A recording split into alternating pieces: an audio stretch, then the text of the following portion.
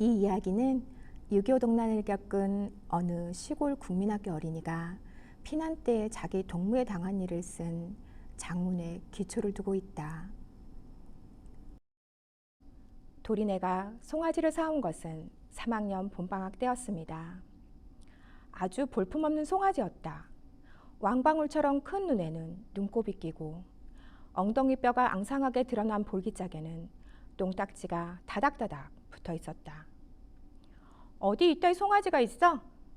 도리는 아버지가 몇 회를 두고 푼돈을 아껴 모아 사온 송아지가 기껏 이런 것이었나 싶어 적잖이 실망과 짜증이 났다.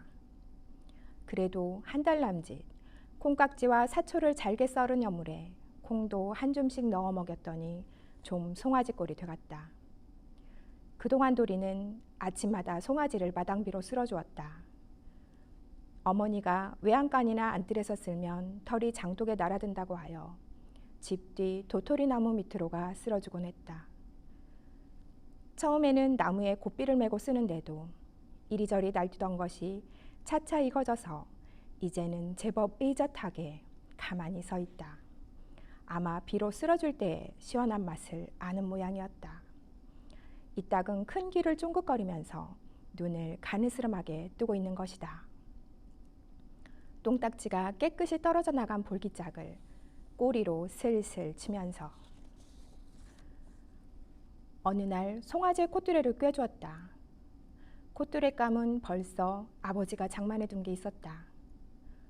노가주나무 가지를 잘라다 불에 고리처럼 휘어가지고 지붕 위에 올려 말려서는 칼로 껍질을 벗기고 옹이를 다듬고 하여 아주 매끈하게 만들어 두었던 것이다. 아버지가 앞집 아저씨와 함께 송아지를 데리고 방앗간으로 갔다. 거기서 뒤터리와 목을 방앗간 도리에다 잡아매고는 앞집 아저씨가 엄지손가락과 둘째 손가락으로 송아지의 코를 그려주었다. 송아지는 큰 눈을 희번덕거릴 뿐 고개짓도 못했다. 아버지가 신 꼬챙이를 송아지 코로 가져갔다. 코를 뚫을 참인 것이다. 도리는 여기까지 보다가 그만 돌아서고 말았다. 매! 매! 하는 송아지의 코맨 소리가 들렸다.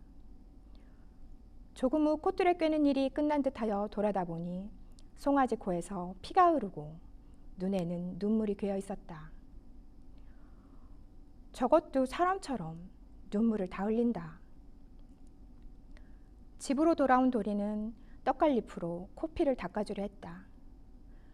송아지가 겁을 먹고 눈 흰자위를 드러내며 고개를 내둘렀다. 임마, 널 좋게 해주려고 그러는데 왜 이래? 저녁 때 여물은 어른들 몰래 콩을 몇 줌 더 갖다 넣었다. 뜯어먹을 만한 풀이도짜 도리는 학교에서 돌아오는 대로 송아지를 데리고 방죽으로 나갔다가 저녁 때가 되어야 돌아오곤 했어요. 돌아오는 길에 언제나 방죽 밑으로 내려가 강물을 먹였다.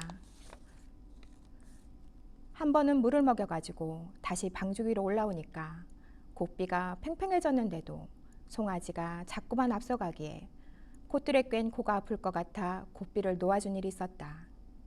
그랬더니 막 달려서 혼자 집을 찾아가는 게 아닌가.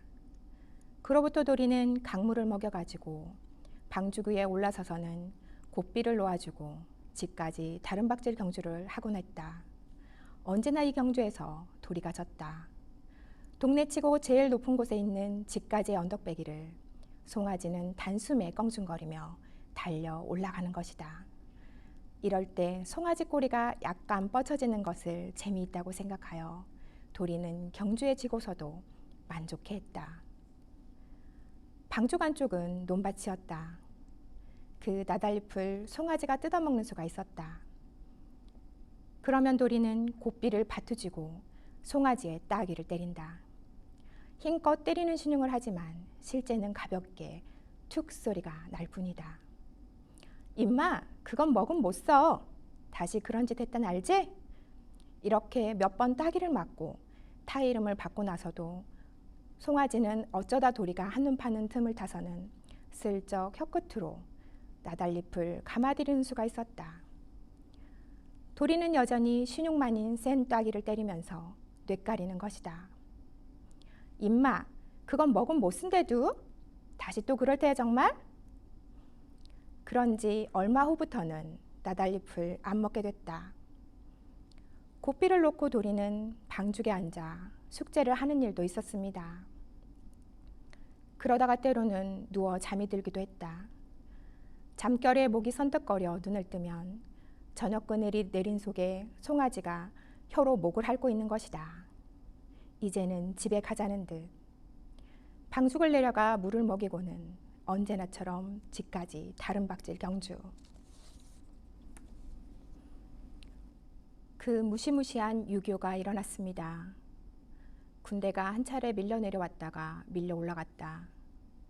그동안에 동네에서는 한 집이 비행기 폭격을 맞아 홀랑 날아가는 바람에 일가가 모살을 당하고 동네 사람 하나는 포탄 파편에 맞아 다리 하나를 못 쓰게 됐다. 그리고 군대들이 동네에 들를 적마다 곡식을 모아가고 닭과 개와 돼지를 잡아가고 소를 끌어갔다. 도리네 집에 와서 송아지를 끌어가려 했다. 도리가 송아지 목을 끌어안고 놔주지 않았다. 송아지와 함께 얼마를 질질 끌려갔다. 군인이 총뿌리를 들이댔다. 그래도 도리는 송아지의 목을 꼭 안은 채 떨어져 나가지를 않았다. 지독한 놈이라고 하면서 군인이 그냥 가버렸다. 겨울철에 들어서자 북으로 올라갔던 군대가 도로 밀려 내려왔다. 그 뒤로 중공군이 구름처럼 몰려 내려온다는 풍문이 돌았다. 사실 북쪽에서 먼 천둥 같은 포소리가 들려왔다. 온 동네가 피난을 떠나기 시작했습니다. 곡식을 걷어가고 짐승을 끌어가는 것은 둘째로 하고 저번에 집과 사람이 한꺼번에 날아가버린 일과 다리 하나를 못 쓰게 된 사람의 일이 남의 일 같지가 않은 것이었다. 도리네도 피난 가야 했습니다. 떠나는 날 새벽 도리는 아버지에게 송아지도 데리고 가지? 했다. 아버지는 그냥 짐만 꾸릴 뿐 대답이 없었다. 도리가 재우쳐 물었다. 그제 아버지는 손만을 잠깐 멈추고 도리는 돌아보지도 않고 안 된다. 강얼음이 아직 엷어서 사람이나 겨우 밟고 건널까 말까 한데 소야 되나 하고 한숨을 짓는 것이다. 어제 누구넨가도 소가 미끄러지지 않게끔 얼음 위에 흙과 재를 깔아놓고 나서도 종래 얼음이 얇어 사람만 피난 간 일이 있는 걸 도리도 알고 있었다. 할 수 없었다. 도리는 콩을 담뿍 넣어 쓴 여물을 송아지에게 잔뜩 먹여가지고 예전과 같이 집 뒤 도토리나무 밑으로 가 마당비로 쓸어주고는 도로 외양간에 들여다매었다. 그리고 콩깍지를 몇 아름이고 안아다 주고 그 위에다는 물을 가득 부어 놓았다. 이걸 보고 있던 어머니가 그렇게 해놔도 소용없다. 콩깍지는 이제 밟게 되면 못 먹게 되고 물도 얼면 못 먹을걸. 문득 도리는 무엇을 생각했는지 방으로 들어가 공책 뚜껑을 뜯더니 그 뒷면 한복판에다 연필에 침을 묻혀가며 큼직한 글씨로 이렇게 썼다. 이 송아지에게 콩깍지와 물을 좀 주세요.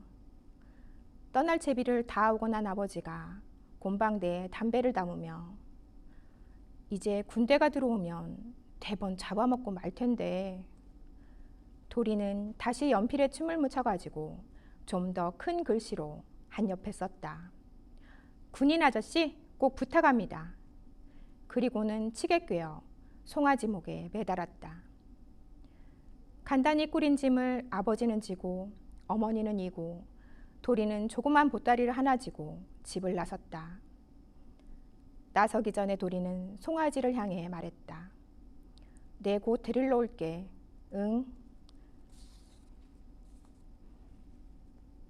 방죽을 내려 강을 들어서며 도리는 발로 얼음을 굴러보았다. 딱딱했다.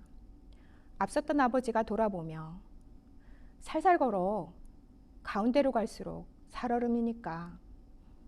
강 한가운데는 어른이 한 길이 넘는다. 어서 거기까지 꽝꽝 얼어 돌아와서 송아지를 데려갈 수 있게 됐으면 오죽 좋을까 하고 도리는 생각했다. 강을 반 남아 건넜을 즈음 도리는 무심코 집 쪽을 돌아다 보았다. 뜻밖에도 송아지가 외양간에서 나와 쌀이 울타리 너머로 이쪽을 바라보고 있는 게 아닌가.